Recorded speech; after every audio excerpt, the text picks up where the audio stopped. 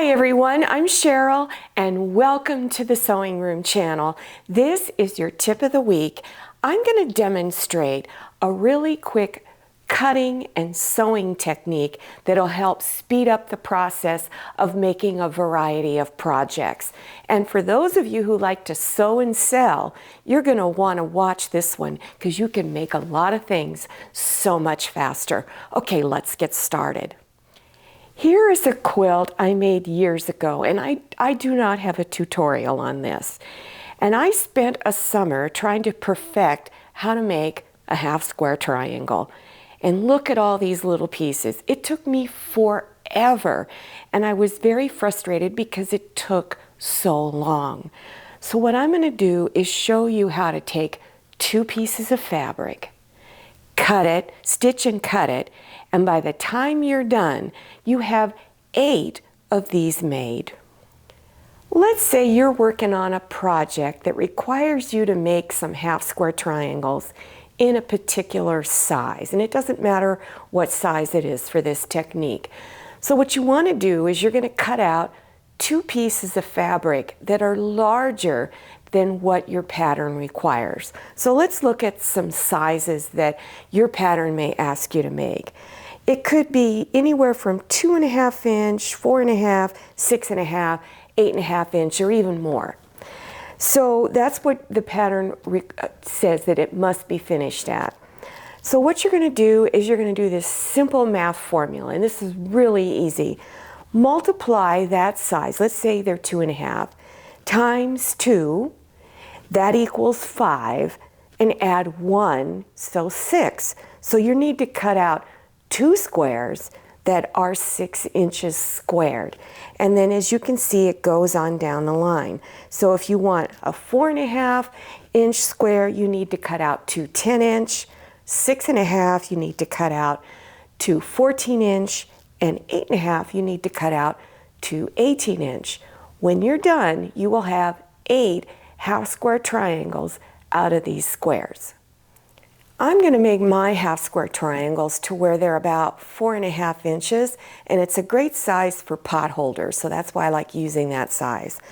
So here are my 2 10-inch squares. Now you want to make sure that there's a sharp contrast between them so that your half square triangle or your triangle shape shows up. So I've chose these 2 squares. Now you want to set your darker one aside and focus on the lightest fabric that you're using and turn it over to the back. Now as you can see, I already have my lines drawn on it. So the first thing you want to do is you're going to draw a line going from the center point across this way and then from the center of it across this way.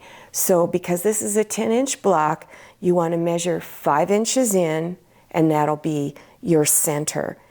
The next thing you want to do is take your ruler and do a line or draw a line from corner to corner this way, and then from corner to corner this way.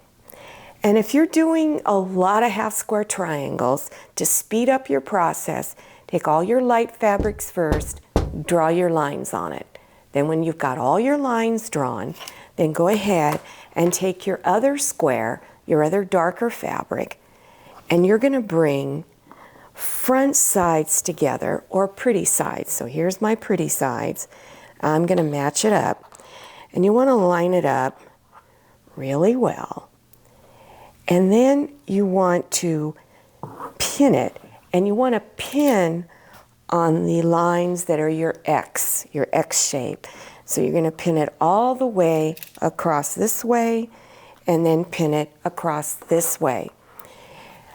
At this point, you want to use a 1/4 inch wide foot. And in a moment, I'll show you another way to do it if you don't have the 1/4 inch wide foot. So you're going to stitch 1/4 inch from on each side of the line. So you're going to go out this way 1/4 inch, and then on the other side 1/4 inch. And do the same thing on this line here.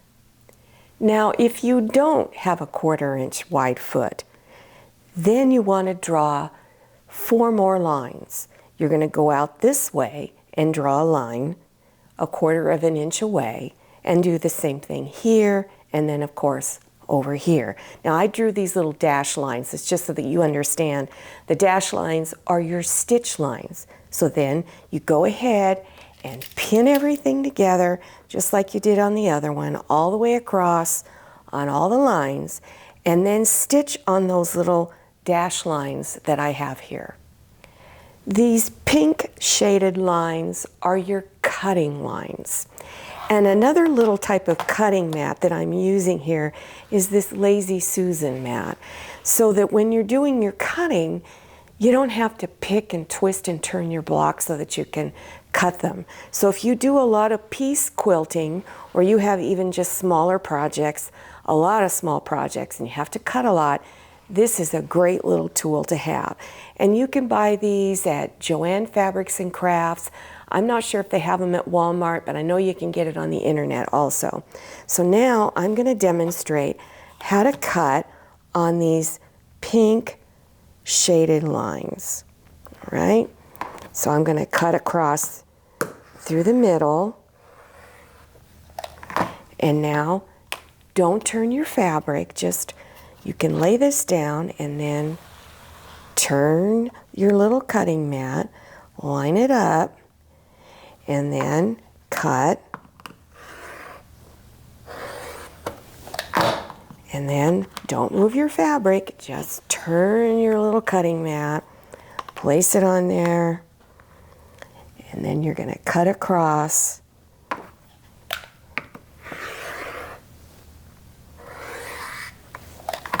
And one more cut, oops, and then we're done. And then do your last cut on this line here.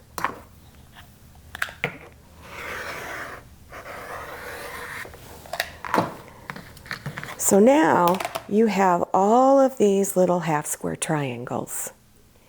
Now take your stacks of your half square triangles to your ironing board.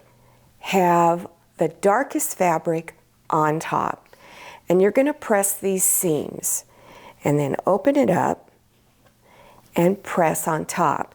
And you're pressing your seam towards the darkest fabric. If you're making a quilt with a lot of half square triangles in it, it's real important you square these little blocks. Because if you're making a big quilt, if your half square triangles are just slightly off, it's going to cause a lot of distortion. The bigger the quilt, the more distortion. If you're just making a little pot holder or a small project, you don't need to worry about it so much. So I'm going to take the diagonal line on my ruler and I'm going to put it on this center seam right there. And I want to make sure it is 4.5 inches square.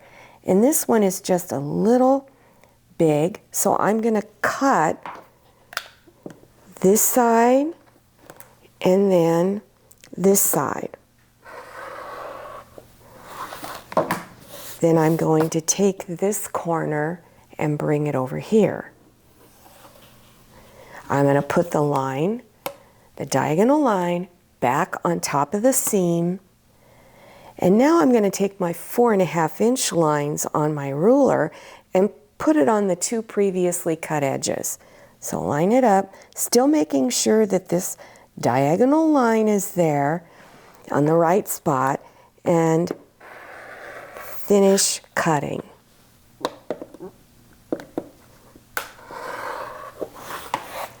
And there you go. So here's your 8 half square triangles. Now when you're placing them in your project, you can twist and turn these half square triangles in a variety of directions. So I'm going to take these 4 away and show how you can give this kind of look, like that. So this makes a nice pot holder doing it like this. And then you can place your other pieces like this, and you can continue this pattern and make a table runner. Here's one of my favorite layouts, and it's called a pinwheel. And I make a lot of pot holders in this pinwheel shape. You can also make big pinwheels for a quilt and even a table runner. And remember, you can make them in a variety of sizes. So here are some really tiny little pinwheels. And what you could do is take two of these little pinwheels and lay it out like this. Then have some other squares, some solid squares colors, and they're just one square. And you have two pinwheels, two solid squares, and it makes another nice little pot holder. So there are so many different shapes that you can do. Here's one more layout of half square triangles that I just love doing, and that's making a friendship star. So you put a center square here, and then take 4 of your half square triangles and put them in like this, and then fill in the other 4 corners with solid squares, and you have a friendship star pattern. Here is my friendship star quilt. So I made several of those star blocks and put them into a quilt, and this is a wall hanging. And so I have a sleeve at one edge along here. Now, if you're interested in making this quilt, I do have a tutorial on it, and the link is listed below your YouTube screen. So you just scroll down to the description section, click on the down arrow to expand that section open, and you will see the link to this quilt and many other links. And so if you're interested in other quilting projects or beginner sewing projects, then also check below your YouTube screen for those video links. And don't forget to follow me on Instagram and check out my Facebook page. Thank you so much for watching. I'll see you next time, and happy sewing. If you like the Sewing Room channel, one of the best ways to show your support is to subscribe by clicking on that red subscribe button and give this video a thumbs up. And don't forget to click on share to share this video with your friends. And make sure you click on the bell so you receive notifications for all my new videos. I'm Cheryl, this is Manny, and this is Scotty. See you next time.